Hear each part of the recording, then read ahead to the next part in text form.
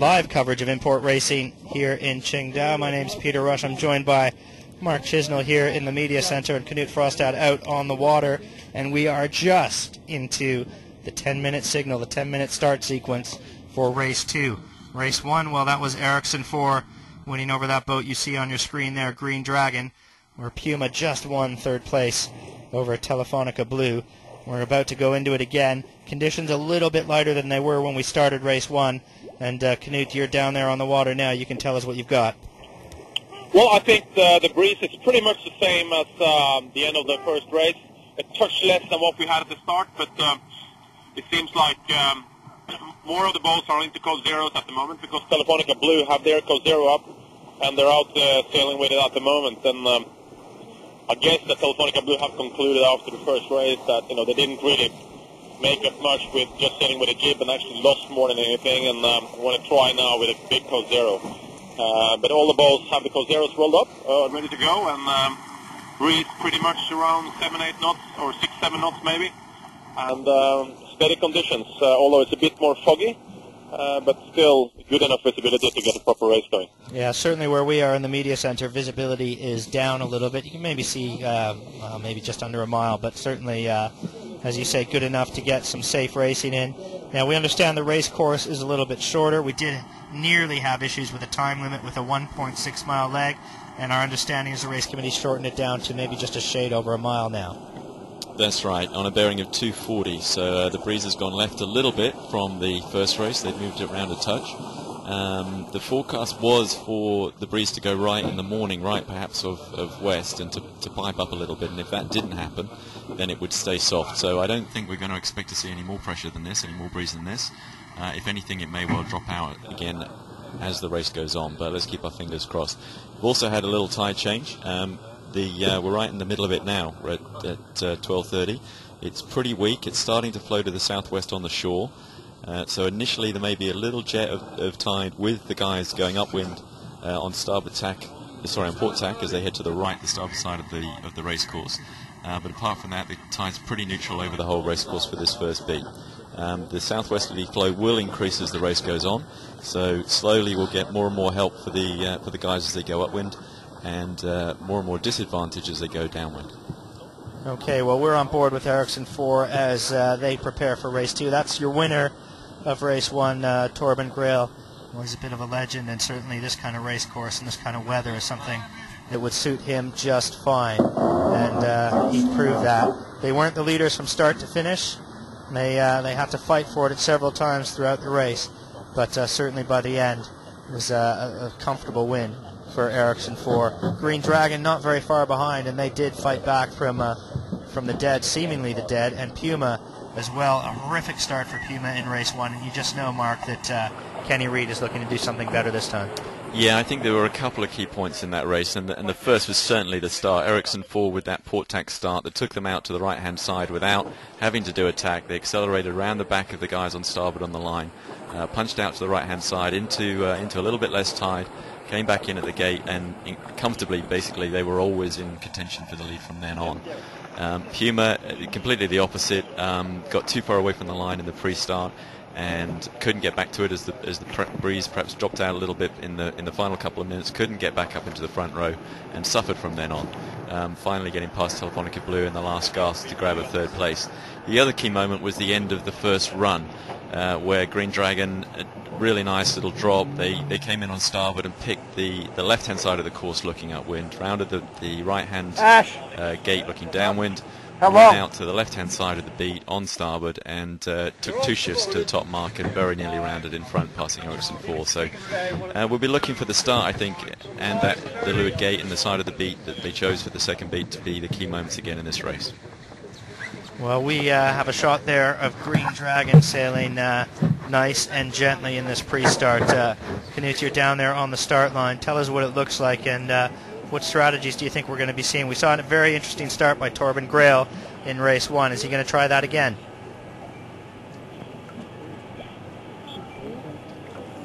Well, we'll try and get Knut again in a second.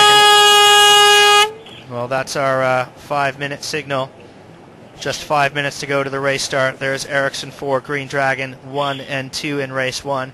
Of course, Ericsson 4 making a very interesting start, Mark, in the first race. Port tack, they had to duck. They went behind everybody, but boy, they were going fast when they did it, and it certainly didn't seem to hurt them at all. No, that's right. I think speed off the line is going to be key, whichever tack you're on. The tidal situation is different, but it actually may still favour the guys going to the right off the line, looking upwind. So the guys on port tack away from the line may just get a little favourable jet of tide on the shore, the first of the southwesterly flow. So it's an interesting situation. We could well see someone try that port tack. It certainly worked really well for Ericsson 4, and the interesting thing will be if more than one try and line up for that one this time around. And of course, with just 4 boats on the starting line, it does make that kind of thing a little bit easier. Even in a worst case, you're only ducking a couple of boats, and assuming that they're having reasonably good starts, you're not going to be starting very far behind the start signal, but it'll be interesting to see. Now, Puma, we thought that they got caught a little bit far away from the start line with about 2 minutes to go, and they never really were able to quite make that up. With the wind being a little bit softer, I would expect nobody's going to be going far from the line in this case. No, and it's noticeable that Puma have that sail already out. They're keeping the boat moving fast the whole time through this pre-start sequence this time around. They're not going to get caught slow, and they're not going to get caught too far away from the line this time, I don't think. All right, let's check in again, or try and check in again with Knut out there on the boat. He's usually near the pin end of the starting line. He's got a lot of boats around him now. Knut, what's it look like out there, and what are you expecting to see at the start? Well, I'm just at the pin end, and I have Puma just tucking behind us here. And as all the other starts we have seen in the Volvo race this year, Puma is always sailing with full pace away from the 5 minutes. The only boat that's actually playing on the line at the moment, and the other 3 guys are all setting up for coming from port. Well, it's a bit early to say still, but all the boats with code zeros, that's new from the last race, and it's Puma that's keeping a position most to the right of the fleet. And an interesting thing now is that if they all head out to the right, as Mark suggested, for current reasons and other reasons, they might all try to sail on start and port. And that's going to be an interesting start. But certainly Ericsson still out there on the pin end of the start line, and the boat that's furthest out on the pin end at the moment is Green Dragon with no tail up, and just getting ready for their last attack now, 2 minutes and 20 before the start. Now, I think we can see on Puma and maybe Telefonica Blue, they've got men up the rigs. I'm not sure, Mark, if you can see whether any of the other guys do, but certainly with the wind being softer, you'd expect to have guys up there looking for any edge they could get. Yeah, they'll be trying to call this first shift, this first tack away from the line where the better pressure is. I mean, there's little tidal advantage, we think, to go right, but the biggest element in this will be if there's more pressure on one side or the other. And if you can get into that pressure without putting a tack in, then that's going to be a massive gain for anybody who can do it. At the moment, it looks very much like Puma and Telefonica Blue are setting up to start on starboard at the committee boat end, and Ericsson 4, Green Dragon. Ericsson 4 maybe have just changed their mind. They're headed past the pin now on port. Green Dragon holding all the way out to the left-hand side, well away from the pin, and they look like they're trying to line up this port tack start and do what Ericsson 4 did in the last one. Hey Mark, we're just now into 1 minute and 30 before the start, and Puma is the first boat on starboard, having just tacked and unfurled in their Cosero, while the rest of the fleet is currently on port. And I think we will see both Telefonica and Puma starting on starboard close to the committee boat. And Ericsson 4 is going to try to set up the leeward, and Green Dragon is going to try to do exactly what Ericsson 4 did in the last start. It's just 1 minute and 5 seconds left to the start, and they are approaching the fleet on port, and it's going to do exactly what E4 did. The other 3 boats will be starting on starboard, and you'll have Ericsson 4 trying to get a leeward position on Puma, although that's going to be hard for them right now. And then have Green Dragon is just now sailing behind the pin and mark, coming in on port. So the line-up with 35 seconds to go is going to be Telefonica Blue, the most right-hand boat looking upwind. Next down the line will be Puma, very close to Ericsson 4, in the shot there at the moment. Green Dragon all the way down at the pin end, coming in on port, trying to replicate the start that Ericsson 4 did in the first race. So 20 seconds to go now. Both Puma and Ericsson 4 a little early, stalling on the line. Kenny Reed can't go because he's got Ericsson 4 under him. It's Torben Grail that will decide when these two accelerate down the line and go towards the line. We've got 9 seconds to go now. Telefonica Blue coming into shot. She'll be the most right-hand boat. Plenty of pace for bow becking. 2 seconds, 1 second. There's the gun. Everybody pulls it up. Great start for bow becking. Oh, Someone was over. That's the second horn there. Knut, any feeling on that? Just a second, I'm going to get the information. It certainly looks like Puma's going back. We have Puma returning to start at the moment. Telefonica Blue and Ericsson 4 continuing. Green Dragon ducking both of them on port. Great start for Green Dragon. Great start for Telefonica Blue. Kenny Reid, if he was over, well, even if he wasn't, he's gone back now, and that's a shocker. The second one in 2 races for Ken Reid. Normally the best starter in the fleet here. Yeah, difficult day right now for Ken Reid. Telefonica Blue looking good. Now, Green Dragon, they didn't quite have the pace that we thought that Ericsson 4 did in that first start, but certainly they seem to have done what they wanted to do. They're heading out, clear air, heading out to the right-hand side of the racetrack all on their own, and it looks like Ian Walker got what he wanted out of that.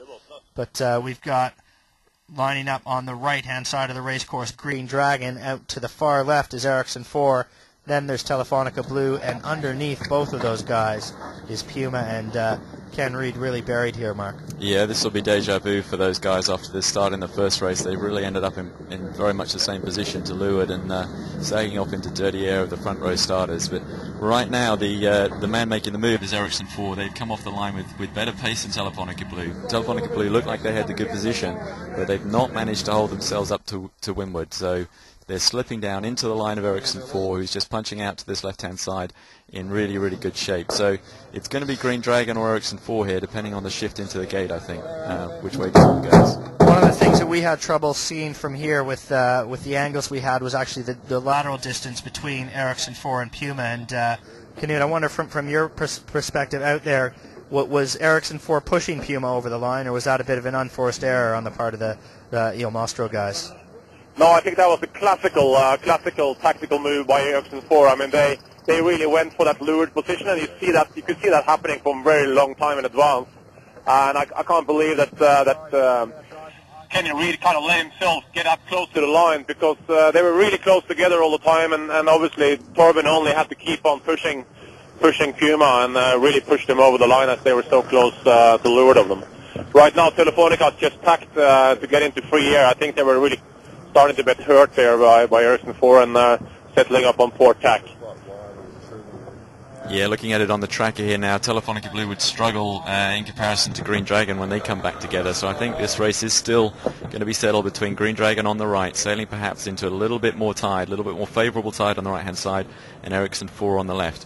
It may well be the pressure, the breeze that decides this one, though. So this tack is going to come up pretty soon, and we can see the Ericsson 4 guys moving into it right now. So we're going to have a cross at the gate, and it's all going to happen in the next 2 or 3 minutes, I think. Now you can see this race course much shorter than in race 1. It's just over a mile, I think, is the leg length, just over 1 nautical mile. So they are coming up on this mid-course gate already, and that's Ericsson 4 going into attack. Green Dragon, they've got a little bit more room out there, but I wouldn't expect that they're going to go much longer, Mark, before they're going to also tack, and the boats will converge in the middle of the race course. No, I think from the tracker it looks like they've got maybe another 30 seconds, 45 seconds on port before they've got to get over. Ericsson 4 are going to go through right the left-hand end of this gate, I think.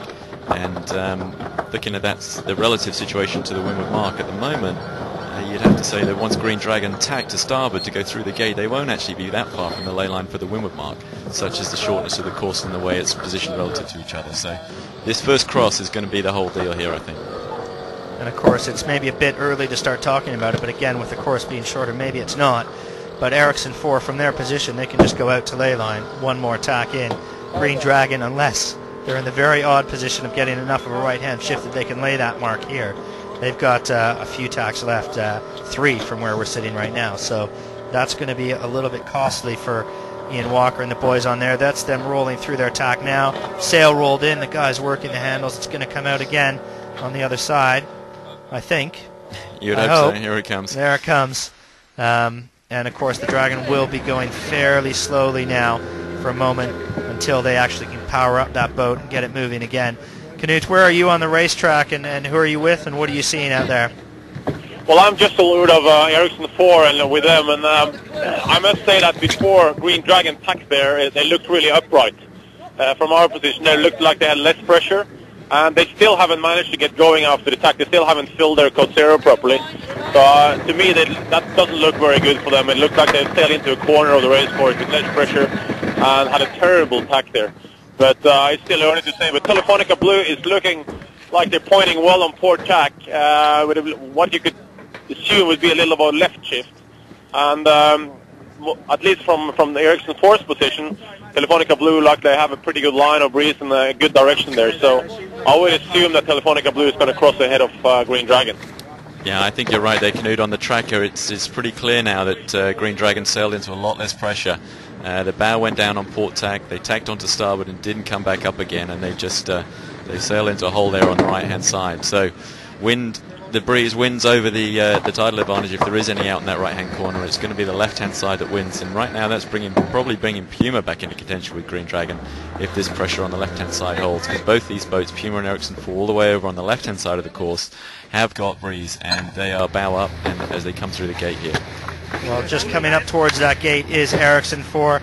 Looks like they're going to lead through the gate there on the left-hand side, but Telefonica Blue not very far behind them at all, and certainly Boa Becking and co need a good result here because they really did struggle in that first one. Now we've got a starboard port situation here with Green Dragon, but it looks like Telefonica Blue, certainly from our view on the tracker, they look all right, Mark. Yeah, they do, and there's no one moving on the boat. We can see we're on board with Telefonica Blue right now, and we don't see anybody moving for this tack. So I think looks like Telefonica Blue are going to cross clear ahead of Green Dragon here. So Ian Walker, nice start, but the right-hand side hasn't worked for him this time. Well, there we go. Blue just crossing ahead and also just squeezing inside that gate. If anything, they're maybe having to pinch up a little bit just to get inside that mark. And they're going to head out to the right-hand corner of the racetrack now, approaching the top mark. Ericsson 4, well, they're also just crossing the line of the gate.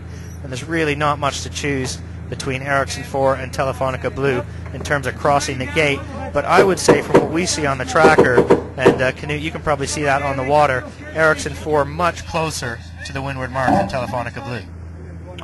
Yeah, that's difficult for me to see from here, but what I would say also is that Green Dragon might have put up a little bit more pace lately. You know, you would think that Green Dragon had lost a lot in that corner, and for that reason would be closer to Puma, but I'm just between Puma and Ericsson 4 as we speak, and Green Dragon is certainly not that far behind Ericsson 4. So I think just the last couple of minutes, there's been some pressure on Green Dragon, and they managed to get the pace up. But it seems like every time they tack, it takes them a lot of time to get up to speed again, and that's been Ian Walker's struggle in all the tack criticals there. Yeah, I think the guys on the left have that favourable slant of breeze that they had has faded for them too. The bows have come down, and they've been going a little bit slower and a little bit lower recently. You can see the sails being eased on the shot now on Ericsson 4, and I think they're actually going to have to duck the Green Dragon here into this cross. So that's it's the balance of power shifting really fast again, as it did in the first race between these boats on either side. You're right, Mark. Here clearly Ericsson 4 has to duck Green Dragon, and quite clearly as well. So they only have to bear away a little bit, and then they're clear behind them. So that's a good gain for Green Dragons, and it will be interesting to see now is the next crossing between E4 and Telefonica Blue, as Telefonica Blue has tacked. And it seems like to me that it's more pressure on the middle of the race course at the moment. If you end up on the right side, you kind of sail out of the pressure again, so you've got to be careful to stay in the breeze. Because with these big sails, when they get pressure, they start accelerating and they can start to build. Both pointing and speed. You need the speed with these boats to be able to. It's a tough thing to do, though. It's a really tough thing to do in these light conditions, because if you want to stay in the middle, that means you've got to tack, and if you've got to tack, you're going to burn speed. So it's a really difficult balance for these skippers in this situation, where they want to stay out of the edges, where we've seen people make losses, and make the gains in the middle, but stay in the middle. They've got to make more losses by tacking. So it's a tough call.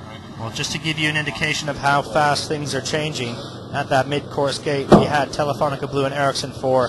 Well, they were in a dead heat through the gate, no advantage to either one. Green Dragon fully 31 seconds behind Ericsson 4, but it was just a moment later when we saw Green Dragon crossing ahead of Ericsson 4. So things all changing very, very quickly here.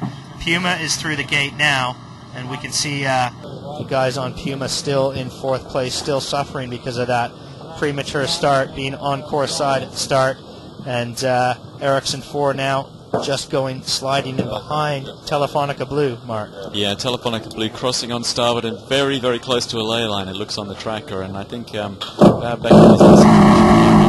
is around this mark on this starboard tack in one go without putting any more tacks in, he's going to be gone, because everybody else on the race course has got at least one, if not two tacks still to go.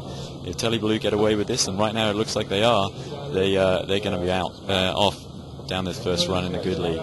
Okay, well, Telefonica Blue, Green Dragon, those are the two boats that are looking like they're maybe have the advantage right now. Ericsson 4, now they're out on the right-hand side of the race course along with Puma heading out there. Green Dragon heading to the left. They've got to do a couple more tacks. And Telefonica Blue, the big call for them right now, Mark, is whether they can lay and get around that windward mark. And if they can, it's going to be a fantastic call from that right-hand side, because they've called it from a long way out. And if they can do it in one run here, it's going to hand them the lead in this race. It's going to be a fantastic first beat for these guys, because they've come back from a good start that then went bad for them as Ericsson full sail around their bow.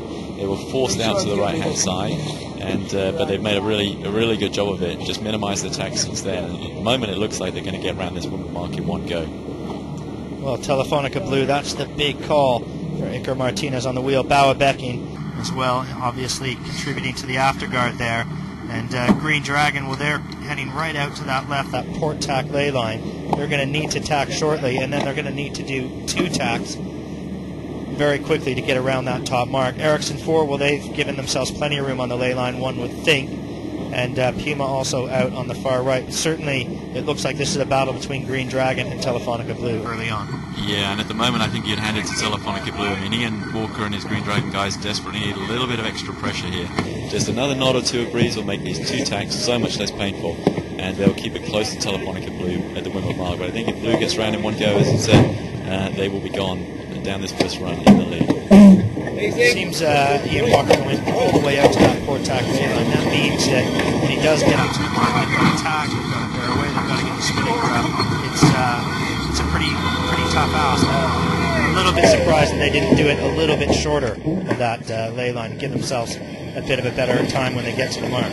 Yeah, although I suspect by the time they've done this, we've seen how painful it is for these guys in particular on this tack, because that jib doesn't, or that big code zero doesn't build very easily, and doesn't build speed for them very easily. They may end up coming in not such a bad position relative to this mark. It's a really tough one to judge for them, because the losses to leeward on these tacks are pretty ugly.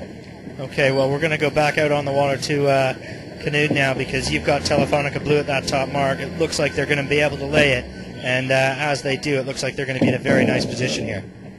Yeah, you're right there, Peter. I mean, it's clearly a nice position to be in if they're laying, because if the breeze drops anything, and they might be struggling. But as I look at it now, it looks like they're going to be laying. And Green Dragon always keep coming out of those tacks struggling. I mean, it takes more time for them to get up to pace, but we'll have a very close crossing, I think, between Green Dragon and Ericsson 4 there. But Ericsson 4 obviously being in the better position, as they can clearly lay the mark and keep more pace on. Yeah, it might be a case of deja vu for Ian Walker when he gets up to this mark. If Ericsson 4 is coming by with relative pace, and as Walker and Green Dragon tack around it, they may just find Ericsson 4 rolling over the top of them. But for now, we've got our leader around the top mark. It's Telefonica Blue. Iker Martinez on the wheel as they start to bear off, ease the sheets, and head downwind. A really nice first leg by Telefonica Blue. Yeah, great job for these guys coming back from their first race, which was anything but golden for them. They slipped back from contention for the lead to fourth by the end, and now they're leading around the first mark of this second race. But the big cross here is the guys we're with at the moment. Green Dragon coming up to the windward mark. You just see it on the left of the frame there. Somewhere under that big code zero is Ericsson 4, and the question is, can Ian Walker get his tack in, build enough speed, and get around this mark in second place before Ericsson 4 arrives to take his win? I think he can. I mean, I'm just to lure Ericsson 4, and I think Green Dragon might make it if they don't start too early. If they're not, they just now let the tail go, and they're just going into the tack, but they're clearly ahead. The question is how little speed they will have after that tack, and how easy E4 is actually laying the mark, because it doesn't look like E4 is that comfortable. They have to still sail high, and Green Dragon is clearly going around. They're just in the rounding now. They're just getting around the mark. And I guess they will just hoist the chute straight away rather than unfurling. No, they unfurl the code zero. They unfurl the code zero, so they'll start sailing with the code zero. And the breeze is really down. I mean, it's a lot less pressure now than we had earlier on the upwind. and that's going to make it really difficult to get going. It's taken Telefonica Blue quite some time to get going with the chute. So I think you'll find Green Dragon starting sailing with Eco Zero to build speed, and now they're sailing with good speed, and then they will hoist in the chute later. Yeah, the problem for Green Dragon, of course, is that they tack right on the mark. So as Peter said earlier, they burned all their speed off on the mark in the tack with the sail furled up. Now they've got to unfurl it and build speed at a good angle for the Code Zero, which might be 90 true. It's not the direction they want to go in at all. They actually want to go downwind. So I think we're going to see these guys building speed at a higher angle than Ericsson 4 is able to sail, as they come into the mark, pull the chute up, and stoke down inside them a little bit, run a little in. You can actually see that happening right there on the shot. Ericsson 4 putting a bow down inside Green Dragon and getting themselves in a position to jibe on them if they want to when they come into this next zone. In fact, it looks like they are actually going to go straight for the jibe here on Ericsson 4 at the moment. Ericsson 4 is actually going straight for the jibe, exactly like you say. And the interesting thing is they don't look like to be in a hurry to hoist the spinnaker. So they're going to keep going with the Code Zero, and that's something that these guys have learned during the first legs, that if the breeze is light enough, the Code Zero is actually your sail, because if you try to sail with the spinnaker and there's not enough wind to really fill it, then you very quickly end up sailing as high with the spinnaker as you will with the Code Zero. And they can't really afford to build the spinnakers light enough to work in these conditions, because they need that one sail to work in so many different conditions and so many miles around the world. And that's, of course, because of the limitation of the number of sails that these boats have that they can use all the way around. They can't afford super light sails that aren't going to do an awful lot, several thousands and thousands of miles. So they're in a situation here where they just don't have the right sail for this circumstance, when you'd have some kind of super light up. The other problem is that they've got the tide building against them on these runs. So they're getting pushed away from that gate and from the leeward mark now as well. So it's just getting tougher and tougher here. Well, we can give you some splits at the top mark, some deltas there, as we had Telefonica Blue leading around the top mark, 1 minute 29 seconds back. Well, that's where Green Dragon was, and a minute 52 behind the leader was Ericsson 4. So not very much between Ericsson 4, just 20 plus seconds between Ericsson 4 and Green Dragon. And then Puma, well, they're still trying to make it up to this mark, really suffering from that bad start. They're near the mark now. They're about to go downwind, but they're going to be trying to come back from a long, long way back, Mark. That's right, and it's interesting to look at as they cross Puma on the track. Puma crossed with Ericsson 4, headed the opposite direction downwind, and just looking at the angle on that jibe there, Ericsson 4 initially was virtually going back the way she came. So the angles on this run are pretty ugly. It's going to take them a while to get down this one, and even though we shortened the course up here, it may well be that the time limit is going to be an issue again. Well, we had the leader Ericsson 4 completing that first leg in just 6 minutes 42 seconds. So that's from the mid-course gate up to the top mark. So about double that. We could say 13 or 14 minutes to get up that first leg. And on the way downwind now, we've got Telefonica Blue. Well, they're still trying to lead. They're getting well inside Ericsson 4. Green Dragon, they're continuing to head out to the left-hand side of the race course, the right side of this run, Mark, but the Dragon maybe going a little bit further before they jibe, but they're not get too far away from ley line for that mid-course gate now. No, I think the Green Dragon is going to have to jibe pretty soon. Telefonica Blue's coming somewhere into the middle of the gate. Can you see Puma there? It looks like they might be the only boat out there to have hoisted a spinnaker. No, Puma certainly has hoisted a spinnaker, and I would say they're still filling the sail pretty nicely. So if they can manage to sail with that sail all the way down, they might be catching up something. But clearly it's looking light out here, and what is most interesting now, I think, is to see what Ericsson 4 did, because Ericsson 4 jibed right away with the Code Zero, very little speed, and headed, the differences between Ericsson 4 and Green Dragon was, anything but 140, 150 degrees in driving angle. So they're really heading in opposite directions, although now Green Dragon has jibed as well. And it's going to be interesting to see how these different sail combinations works, because Torben seems to be pretty confident about continuing with his Code Zero and not even trying the spinnaker. And he's going quite well out there, but obviously staying a very high angle on a downwind run. Yes, I think we can see that on the shot of the tracker there, that they very much Ericsson 4 are diverging from Telefonica Blue. That Blue is the other boat with the spinnaker up, of course. They went round first, hoisted the chute. Green Dragon and Ericsson 4 didn't. They stuck with the Code Zero. And we can see how Ericsson 4 are just sailing a little higher and a little faster than Tele Blue and Telefonica Blue. And it's going to be interesting which mode is going to get which of these boats to the gate quicker.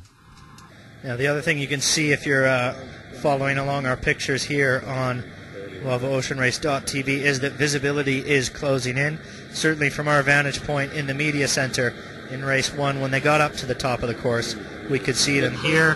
This time we could just see some dark shadows on the fringes of the mist. So visibility down probably just under a kilometer or so now. But I don't know if that's really going to be a factor. It's certainly not a factor in terms of safety and closing speeds and distances, but it may be a factor in terms of the guys trying to find the next puff of wind and decide where they want to go as they head downwind, and then coming up to that gate when they're trying to plan their leg upwind. That's got to have a bit of an impact on them, Mark.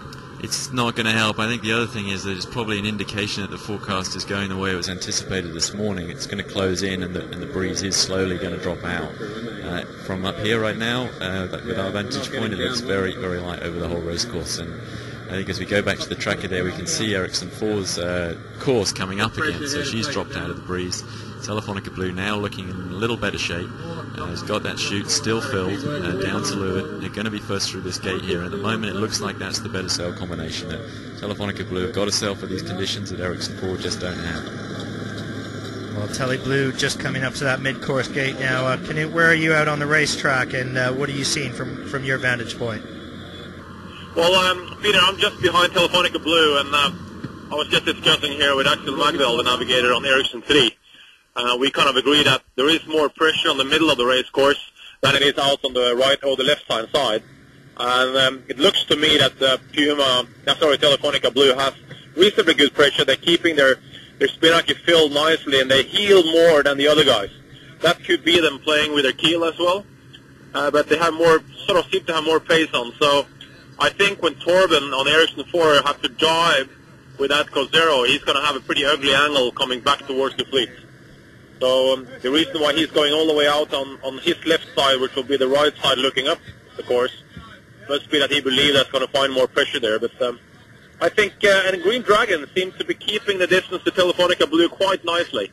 I don't think they have lost much. They have the reasonably similar pace and are pointing pretty much in the same direction. So, but it's certainly the breeze has dropped. It's a light air race at the moment, and we're just hoping that this breeze is enough to carry them around the race course in time. Well, certainly the guys on Telefonica Blue will be hoping that.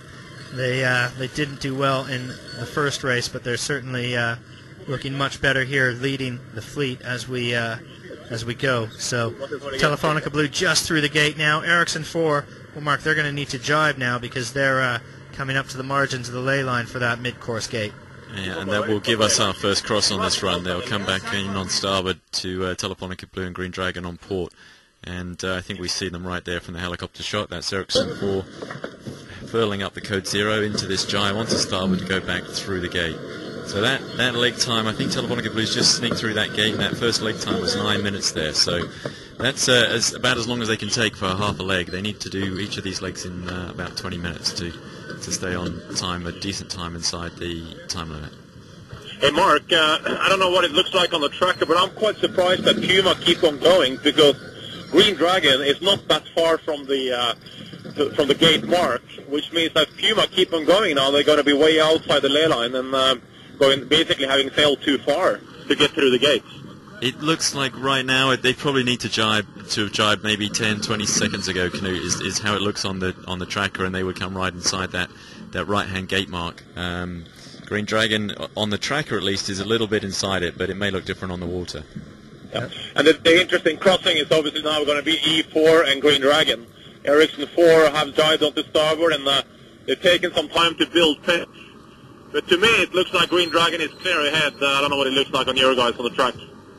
Yeah, it does, and it looks like Green Dragon is probably going to cross that line between the two gate marks just ahead of Ericsson 4, although that one might be fairly close. But it looks like that pair in the middle for second and third, that fight for second place between Ericsson 4 and Green Dragon, that is currently the race to watch, because Tele Blue looks like they've maintained their lead fairly safely, and Puma just going into that jibe now, still a long way back after starting early and having to return return to restart, they are really trailing the fleet here, and it's tough to get back into it when the wind's light like this.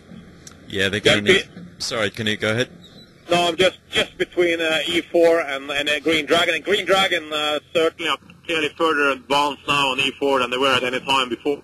So they paid off nicely by following the track of Telefonica Blue and seem to be sailing as low, while E4 on port jibe going down from the top mark kept sailing much higher and have paid a high price for that. Yeah, we've got a nice shot on Ericsson 4 right now. We're looking forward from the back of the boat. We can see what's going on E4, but off in the distance, Mark, that's Green Dragon. That's right, crossing ahead on port jibe. Green Dragon holding a second place here, and reasonably comfortably, but not as comfortably as Telefonica Blue out there in first place. Will be putting her jibe in, I think, for this final, for the gate at the end of this first lap pretty soon. Nice shot of Telefonica Blue from the helicopter there.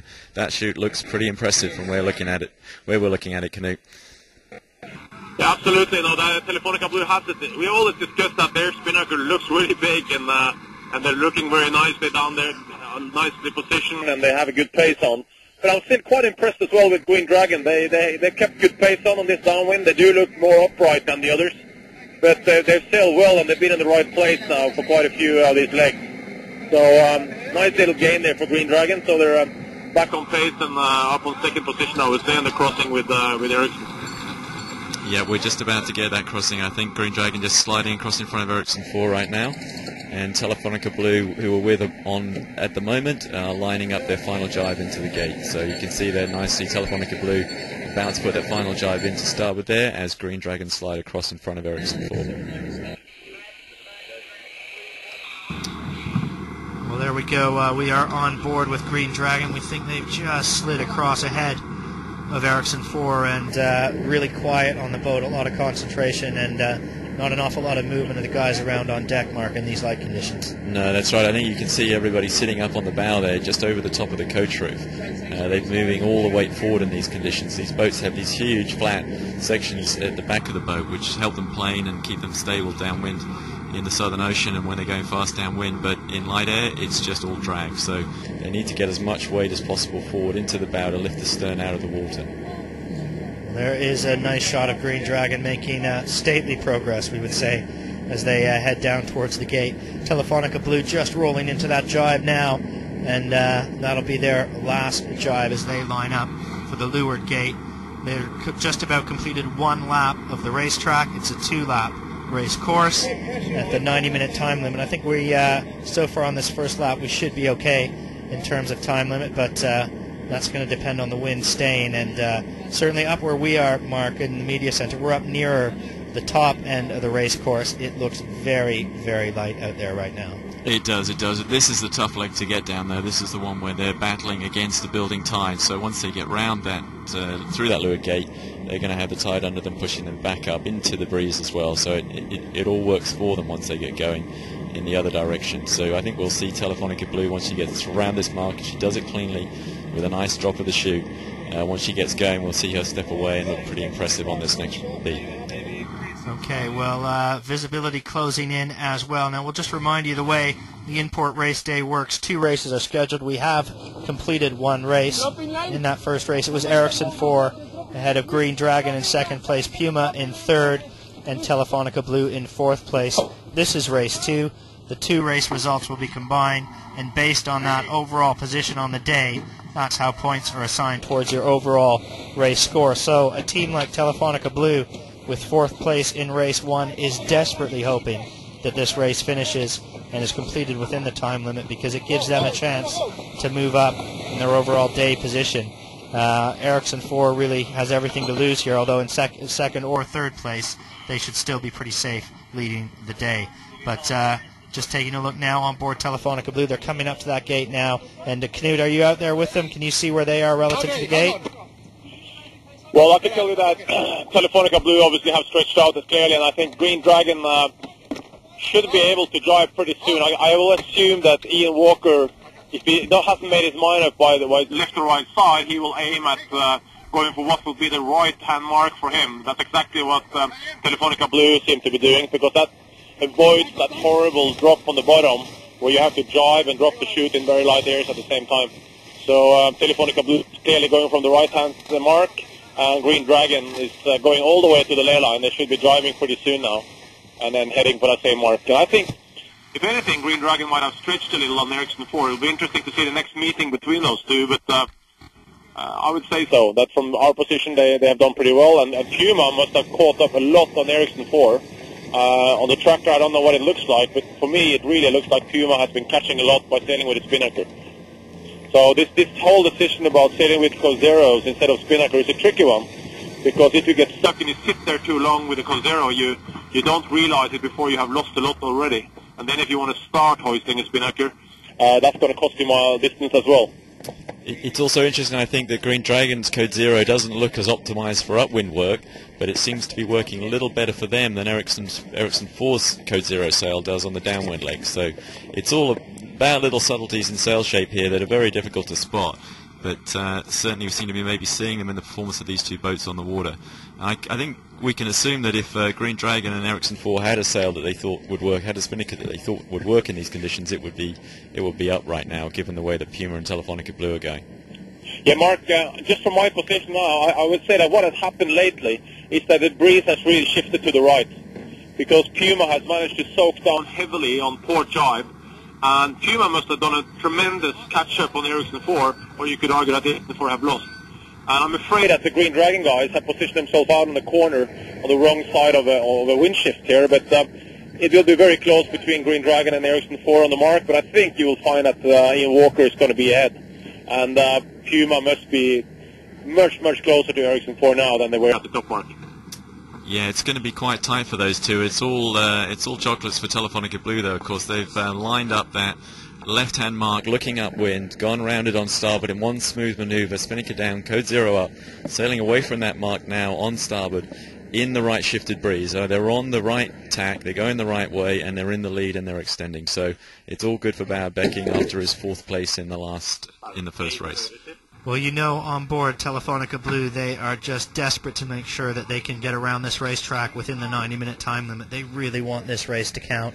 Green Dragon now, it looks like they are going to slide ahead of Ericsson 4 here and round that gate, through that gate in 2nd place. And the question for Green Dragon, what side you choose, but I take it from what we've been hearing on the water from Canute, Mark, your opinion would be they're going to follow Telefonica Blue here. I think so, and it's what they did in the last race. It worked fantastically well for them last time. They went round this same mark, the left-hand mark, looking upwind, and carried on starboard, and nailed 2 shifts and very nearly went round the windward mark in front. So I don't see that Ian's going to do anything very different here.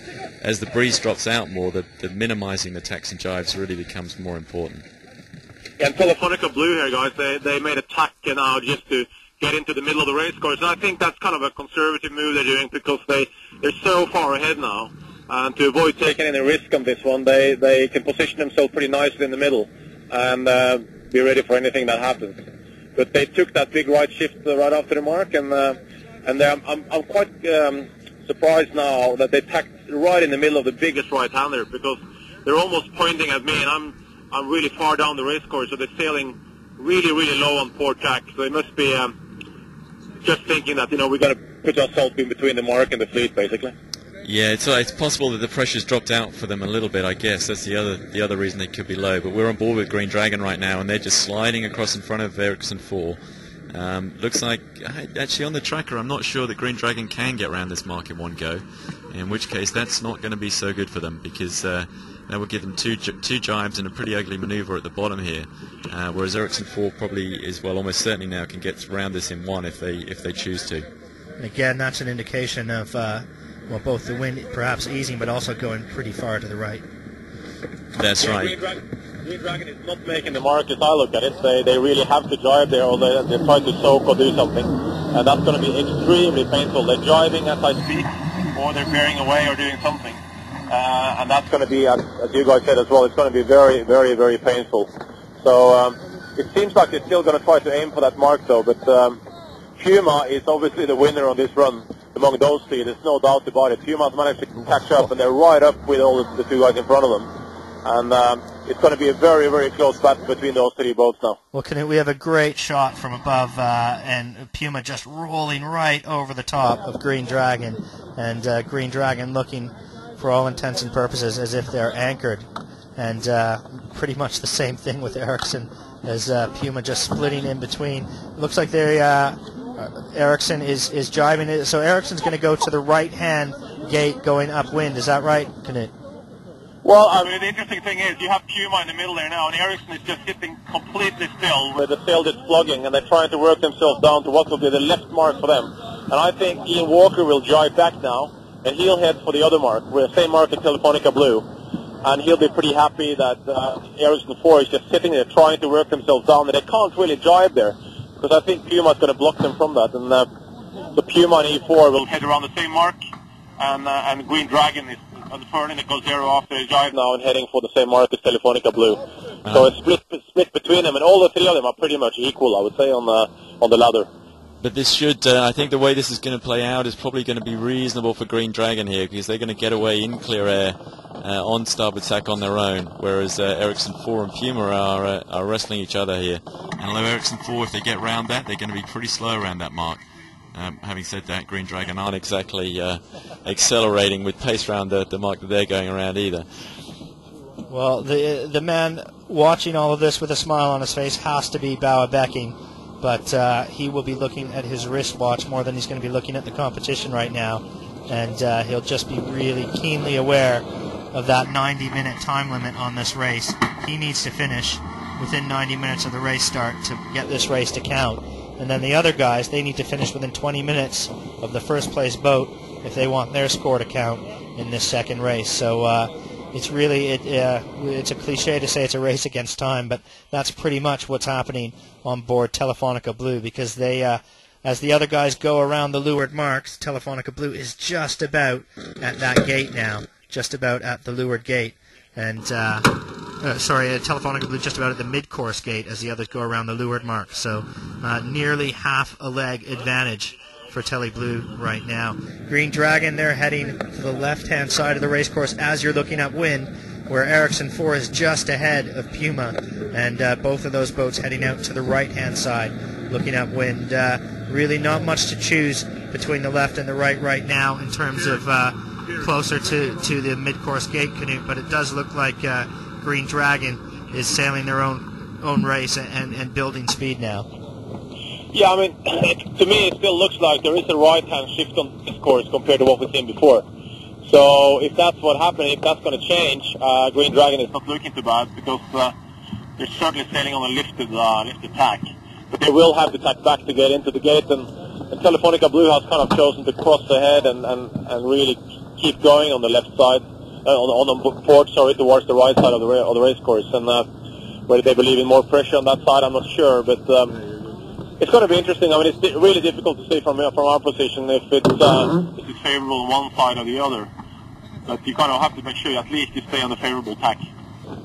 Yeah, Puma were about 3.5 minutes quicker down that run, but the problem that they've got is they've caught up, but they've not got past, and so they're trapped in a situation where they can put a tack in to get clear of Ericsson 4, but that costs them 40 seconds, or they can try and bear away and build speed and go to leeward, which they're trying to do, but I don't think Torben Grail's letting them get away with it. But look at the relationship between the two boats on the tracker.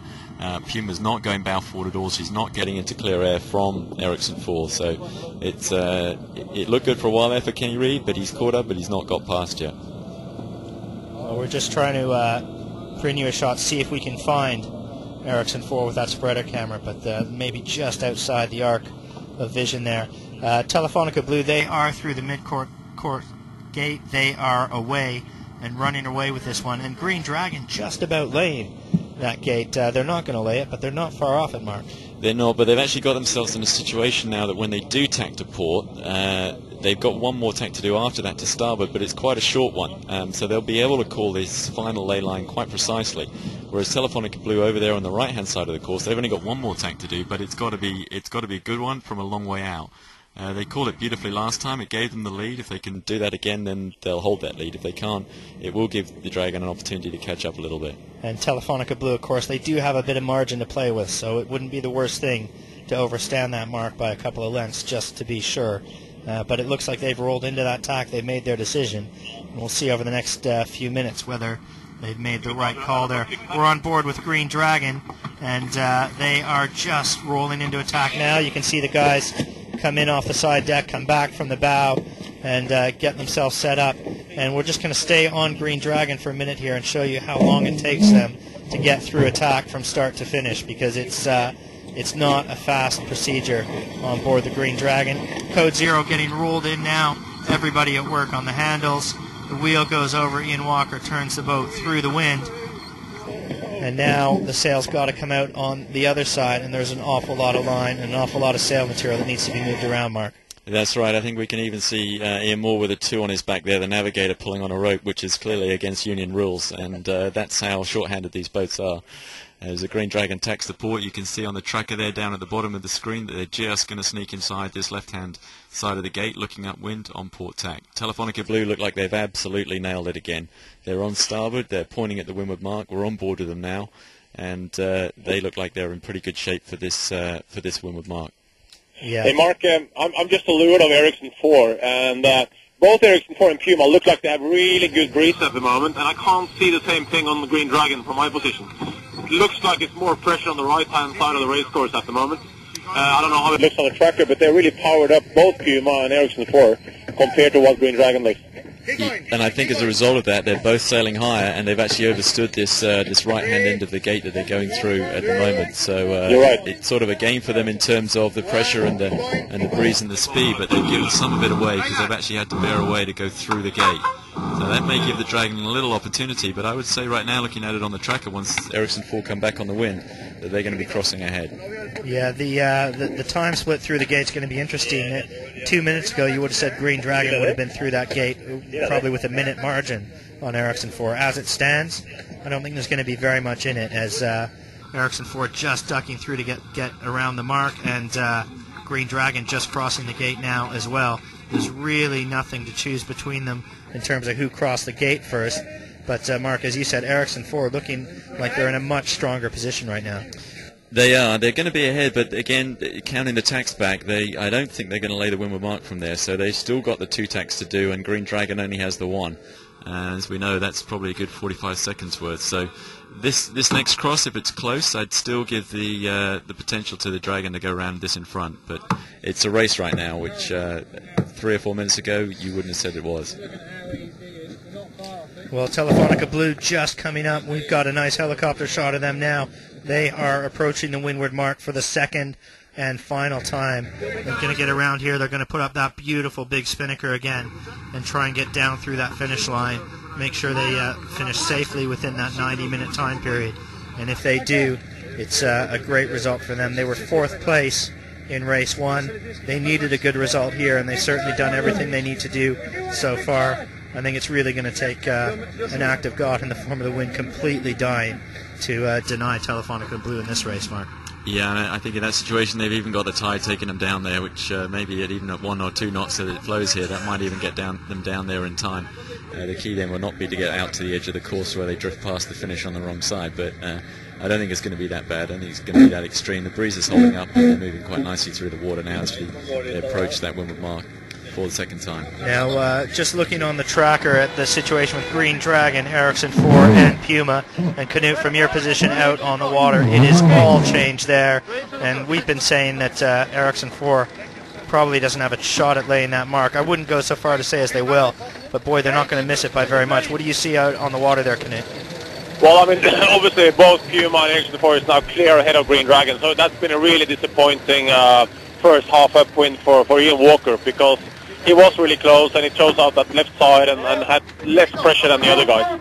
But I would say that I'm very confident at the moment that neither E4 or Puma is going to lay that mark. I'll be surprised if they can, and that's going to be the last card that Ian can play, that he can go a little further and avoid 2 horrible tacks just before the upwind mark with the Code Zero, and that could be enough to close that whole gap, although the gap is not quite big. I mean, we're talking at least 150, 200 meters between Puma and Green Dragon, as Green Dragon is crossing behind them. But if Puma and E4 is lucky enough to make the mark, then it's going to be game over for Ian Walker. Yeah, and you can just see that going back to this situation on the last race on their second beat, where they did exactly the same thing and rounded that same side of the gate, went the same way, took 2 shifts and went right up to the front of the fleet, and this time they've just gone down the snake instead of up the ladder and right back to the back of the fleet. So it's pretty tricky out there. Well, it's certainly not an easy day to be a tactician or a navigator or a helmsman on these boats. It's really, really tricky. But from what we're seeing on the tracker, Knut, this ley line for Ericsson 4 and Puma is going to be very, very, very close. Yeah, I'm just positioning myself just behind Puma as we speak to have a look at it. And you can see that Ericsson 4 is trying to work themselves up to get to that mark, but I don't think they're going to make it. But you never know. I mean, the breeze has been going right and right and right, and this is the furthest right we've seen the breeze ever since the start of this race. But as I speak, Ericsson 4 is now pointing below the mark and then not laying it. But on the other hand, Puma is pointing higher, and they are laying it. So it's going to be a really, really close call. And the interesting thing is, if Puma manages to work themselves up above the line of Ericsson 4, Ericsson 4 is going to get in a very difficult position because they won't be able to tack and cross ahead of Puma.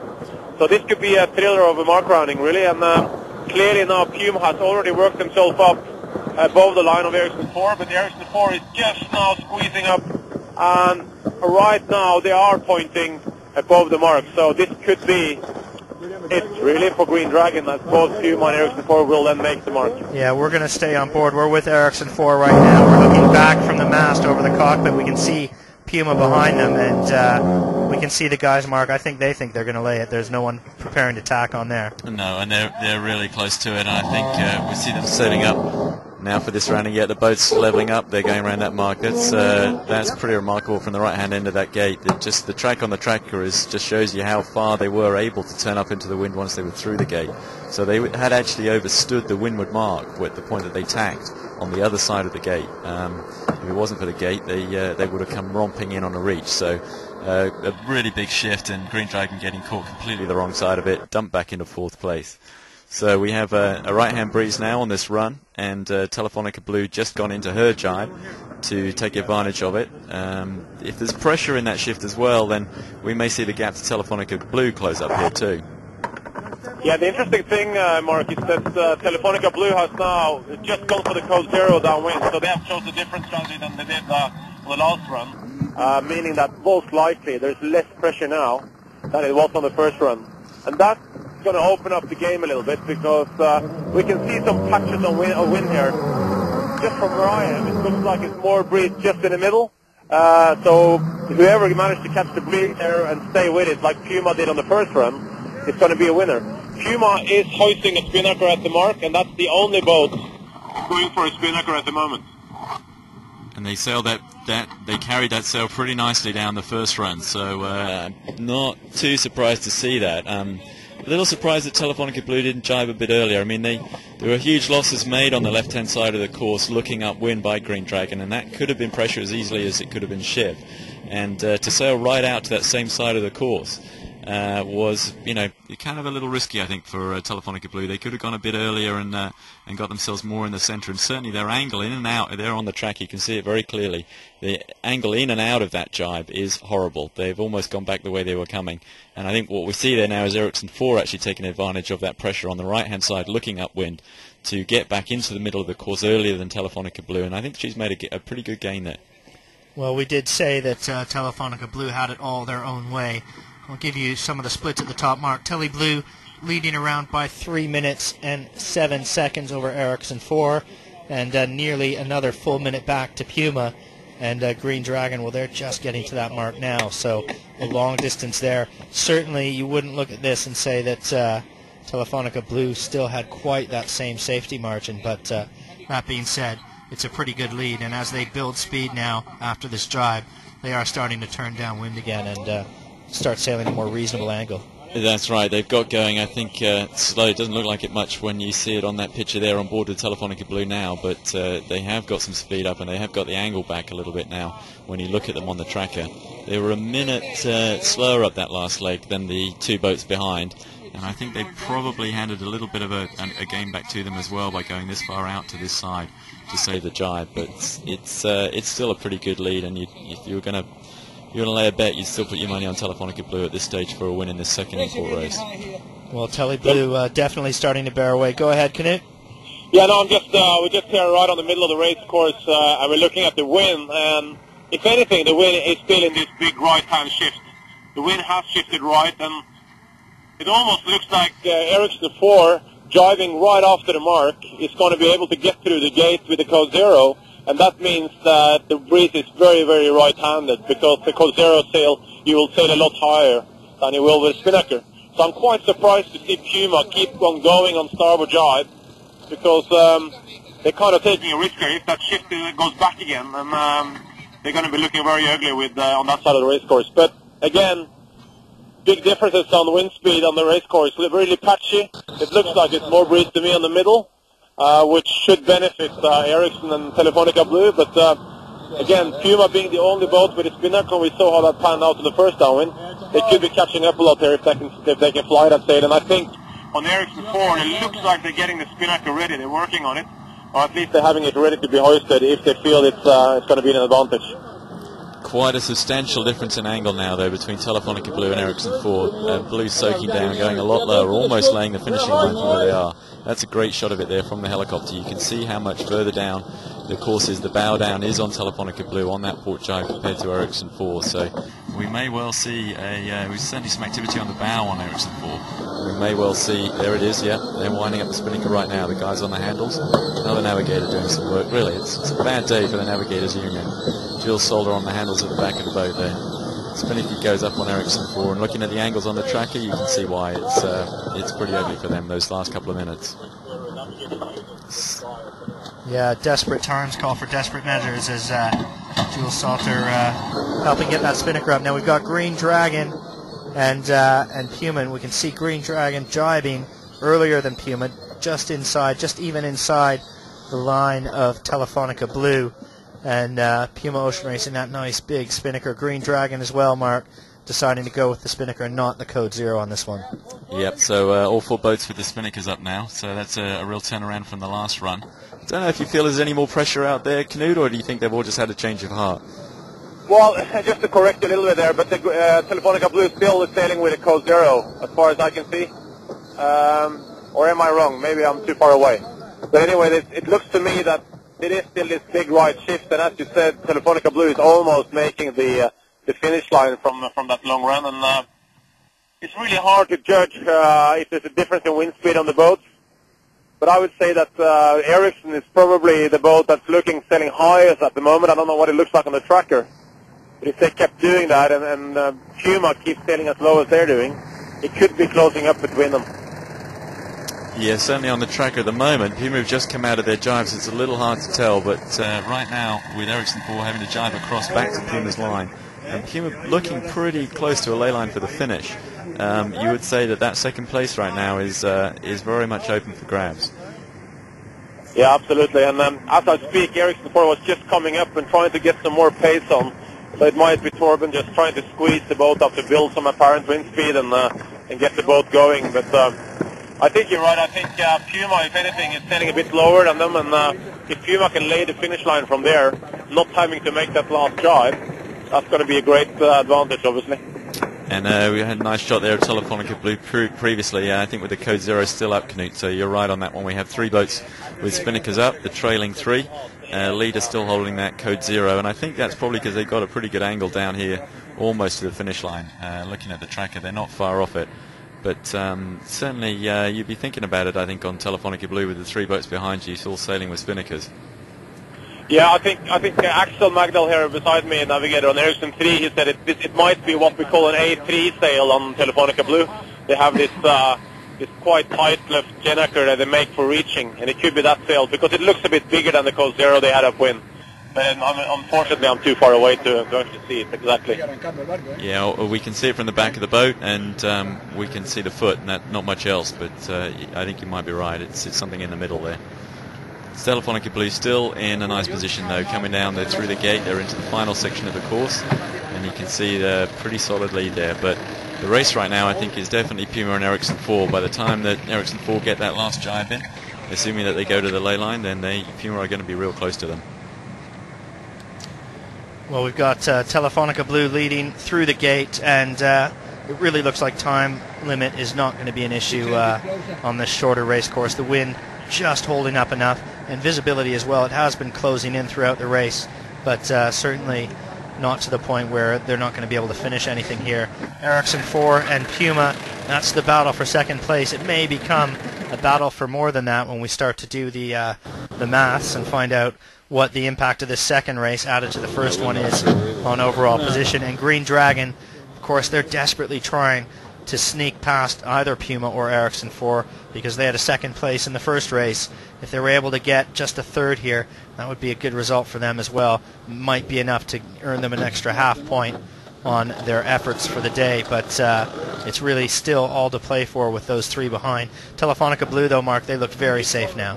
Yeah, they do. They're halfway down between the gate and the finish, and they look pretty comfortable for a first place here. That's going to give them a 1 and a 4.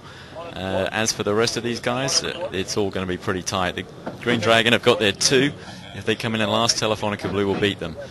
Puma and Ericsson 4, I think it's way too close to call at the moment how this one's going to play out. Well, we are on board there with Ericsson 4, and again, the sailors certainly very quiet. They're set up now. A lot of guys forward, a lot of guys down to leeward, and just a little bit of trimming, and even on the steering, very, very still in these conditions, very still. Yeah, it's really important to do everything slowly in this stuff because you don't want to unsettle the sails, and you can see how the mainsail is just sort of wobbling and flapping on the boom there, and just the air's being shaken out of it. It's hard for the flow to get going, to get stable and to push the boat forward, and any extra movement certainly doesn't help with that process. Telefonica Blue, though, just looking at the tracker again, just got another little puff, just going a little bit deeper, just about getting into the mark. They're almost home and dry now, these guys. You can see how their courses come down, turn to the right there, just getting a little bit down, closer down towards the finish line, but it looks like they might have to do one more jibe before they're home. Now, in terms of assessing the other three, if you're going to use the gate to do it, you'd say Ericsson 4 is ahead there through the gate. Puma is still approaching, and Green Dragon, well, they're going to be just a little bit behind Puma. But it looks like Green Dragons maybe caught up a little bit to Puma. I'm not sure it's going to be enough, especially considering the position of the finishing line. But certainly the Dragon closing that gap a little bit from where they were at the top mark. Yeah, it's all going to be about Ericsson 4's final jibe here and whether they come out of it with good speed and good angle or not. If they don't, then there's every opportunity for these two chasing boats to get through them, I think. Yeah, and Mark, it's Knut there, and it's pretty clear that I don't think any of the boats are actually going to lay the finish line. So they're all going to have to put the jibe in, which means that advantage is kind of gone for Puma and Green Dragon. So even if Ericsson 4 clearly has to jibe, they have to jibe too. So they all lose that distance. But it's going to be a tight race, and I think you said it yourself, but I think Green Dragon has been, if anything, catching up a little bit on Puma. So this could be a really close battle all the way to the end. And Telefonica Blue just jived and curled their sail in, and it's going to be interesting to see how much these guys are going to lose in the jibe, because they do really stop in the jibe, and it's a high potential of doing something wrong in the jibe as well with the spinnaker, and then you really stop. So it's going to be fascinating now with the first jibe from Ericsson 4 to see what happens. Okay, well, Telefonica Blue, they've done their jibe. They're looking to do their final approach to the finishing line here from worst to first, and a bit of a heroic comeback effort in the second race by the guys on Tele Blue, Bauer-Becking and Vicar Martinez, particularly skipper and co-skipper Martinez on the wheel for the import races as they just put the bow down mark, and they're just about to go over that finishing line now. I think, yep, there's Telefonica Blue there through in first place. If we don't actually hear the gun, it's going to go regardless. It's a tree in the forest falling, but still falling this one. They've still got that first place where, yep, we can see the handshakes there. They're all pretty happy. So that's a 1 and a 4 on the board for Telefonica Blue. Ericsson 4 are not far from their jibe, though. This is going to be the one that sets them up for their final run into the line. Puma are not quite laying. They're desperately close to getting in there on port, looking at it on the tracker. But if they've got to do that final jibe, I think at the moment the advantage is still held with Ericsson 4. Yeah, if you look at, certainly from our view on the tracker, your distance to the finish line, Ericsson 4 is closer than the other two boats that are still racing behind them. But, you know, it's still a ways to go, and there still could be some changes. But we'll just say in terms of tie breaks, because that could become a factor, if there is any tiebreak situation, the boat who beat the other in the second race, or had the better position in the second race of the day, is favored, and that's the way we break the ties here. So we'll see whether we need to use that or not. It kind of depends on what happens here with Ericsson 4 and Puma. But I think from what we see on the tracker, Green Dragon's just jibed now, Knut. Is that right? Yeah, Green Dragon jibed early and had not really a very good jibe, and I'm just behind Ericsson 4, and I can tell you they have pressure on this side of the race course. They really have good pressure here, and that could make all the difference. It's more breeze on this side of the race course, and it's pretty clear to me that Ericsson 4 has more wind right now than both Puma and Green Dragon, so that could be the decisive factor. Unless Puma managed to catch the same breeze pretty soon. Ericsson 4 is just about to drive now. I'm just 2 boat lengths behind them, and Torben is going all the way to the ley line to get maximum pressure, as you can see that it's more wind here. So he's driving right now and pointing at the finish line. So this is going to be the battle between Puma and Ericsson 4, but I think that the pressure on this side is going to be decisive. Yeah, we're on board with Puma here, looking forward, and we can see Ericsson 4 jibing in that left-hand corner of the frame. And what we can't see to the left of the spinnaker is the finish line. So at the moment, Puma are not getting down in one, and if they've got to put that jibe in as well, I think that squarely hands the advantage to Ericsson 4. But it's still Ericsson 4, looking at them now, they're coming back in this horrible angle. If Kenny can just get one little puff, although it looks like right now he's gone lighter, if anything, he's come up on the tracker. But if Kenry could find himself a puff and get down there in one, it would still be a race. No, I think Mark, that I'm just behind Ericsson 4. They were just coming up to build speed, and as they now start accelerating, they are bearing away and they're clearing ahead. And we have to remember that point-wise as well, Ericsson 4 only have to finish top 3 in this race to really have to win it. So they had a first place in the first race, which means that with Telefonica Blue having 4th and 1st, Ericsson only needed 3rd and 1st, and they're looking very comfortable at the moment, clearing Puma quite easily.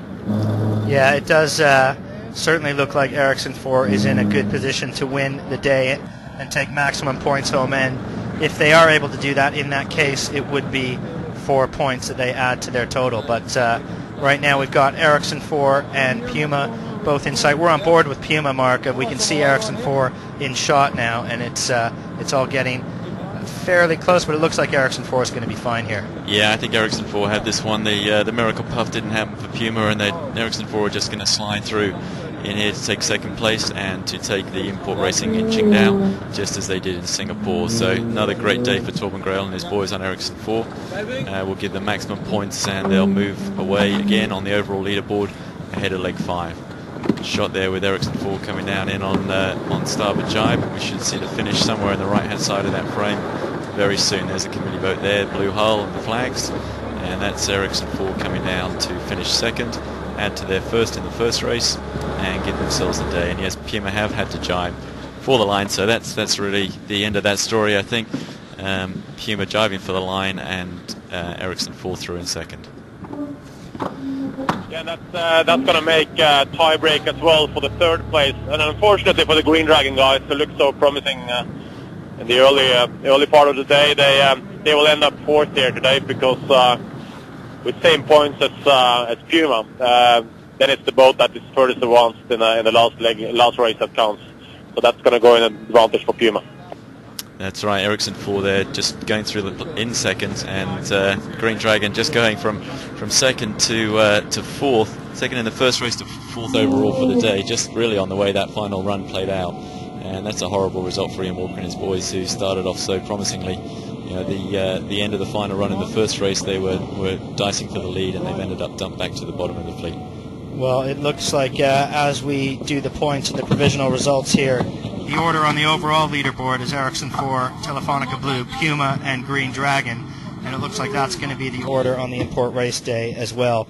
So what we've done here today is just spread them out a little bit more and give the guys ahead an extra half point on the ones following behind. No real change then. But the main impact is going to be, of course, on the 3 boats that weren't able to race here. 4 boats, if we count in Team Russia, because they are falling further behind, Mark. That's right, the 4 boats that are racing are the big gainers, and the rich are getting richer, to rely on a time-honoured cliche.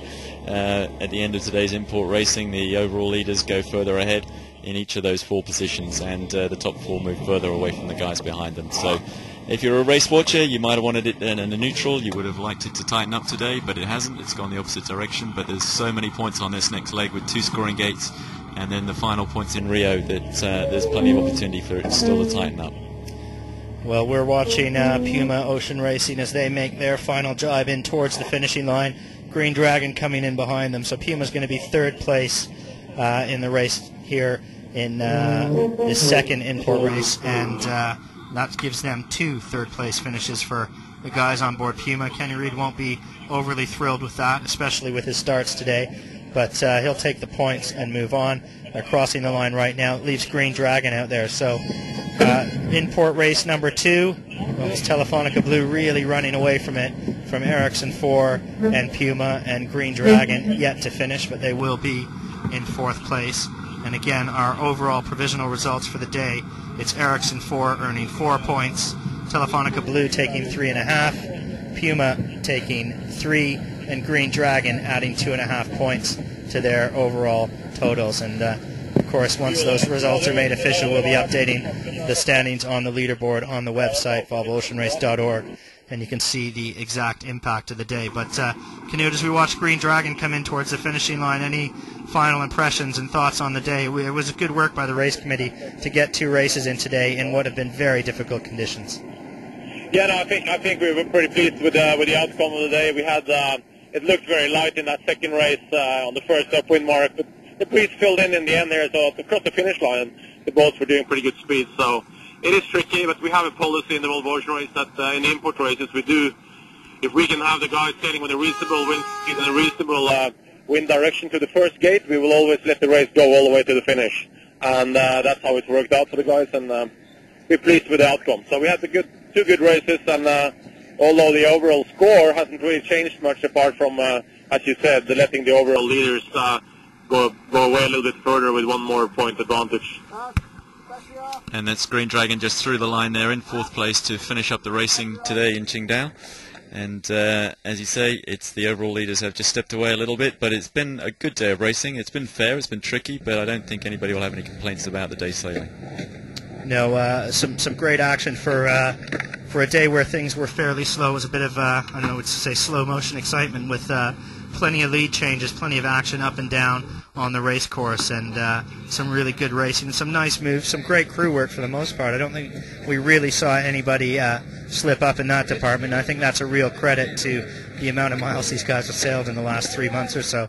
And you compare it to what happened in the import race in Alicante, everything a lot slicker on board each of these boats. But that's right, in very similar conditions in actual fact. It wasn't a lot of breeze in Alicante either, but we've had some pretty horrible manoeuvres at times on some of the boats. But that's an awful lot of miles and an awful lot of manoeuvres behind us now, and the difference is very obvious on the race course today. Well, the leg start takes place on Saturday. Not an awful lot of time for these guys. You know that the boats are going to be coming back today. They'll be hauled out of the water, if not today, then tomorrow, and instantly changed into leg configuration for the restart here in Qingdao. That's 1300 local time on Saturday, and really coming up quickly. As Mark said, there's plenty of points available. There's scoring gates. It's the longest leg. I think it's the longest leg in the history of the race. 12,300 nautical miles from Qingdao to Rio, around Cape Horn, of course, and that is really going to be the epic one. But just to round up for today, the overall leader and winner on the day, Ericsson 4, Telefonica Blue behind them, Puma and Green Dragon. Well, they were equal on points after 2 races, but Puma beat Green Dragon in the second race that you've just seen, so they get the nod on the tiebreak. That's going to be it for us from here on VolvoOceanRace.tv. So for Knut Frostad, Mark Chisnell, and Peter Rush, thanks for tuning in, and we'll see you again at the import race in Rio.